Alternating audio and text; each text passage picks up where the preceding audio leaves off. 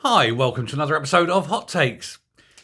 Scottish Labour are plummeting in the polls, and one of the problems they have is this perception that they are the same as the Labour Party. And Anna Sarwar keeps almost being chummy, I suppose, unswerving loyalty to Keir Starmer. Keir Starmer is toxic across the whole of the nation. He's even now toxic within his own party. The likes of Andy Burnham are standing up and saying no more. And yet Sarwar still thinks that showing that loyalty is a sign of strength. He doesn't realise it's a sign of weakness. It shows that he can't stand on his own, that he requires the likes of the Labour Party at Westminster in order to justify Scottish Labour's existence. And so many within Scottish Labour, and as well as people outside of the party entirely, are saying Sarwar needs to distance himself. He needs to be his own man, and Scottish Labour needs to be its own party. It mustn't just parrot what's being said at Westminster. It must come up with its own ideas, even if they are at variance with the Labour Party down south. And I think that's right. They are a separate entity. They are a separate party. They are not the one and same party. And if we need the SNP out, then Scottish Labour are at the heart of the problem.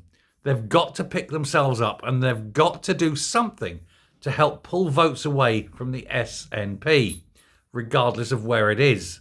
We have to accept reality. Labour are terrible, yes, but the SNP are worse. Scottish Labour is the key. Now, obviously, with the strength of Reform, and Reform have said they will work with Scottish Labour and form a government if they can, if they need to. So they're not averse to it.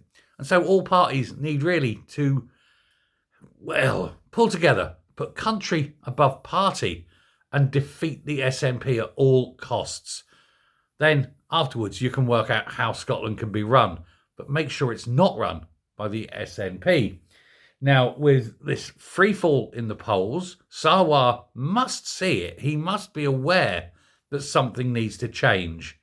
And I think it's got to be, as I say, that unswerving loyalty. That must go, he must stand up, and he must change direction. Or it's all over, and there'll be another four or so years of SNP misrule in Scotland. It's up to you, Anna Sarwar. Do something, anything. Because if you lose this one, that's it. You're out. You won't be leader anymore. Jackie Baillie will take over.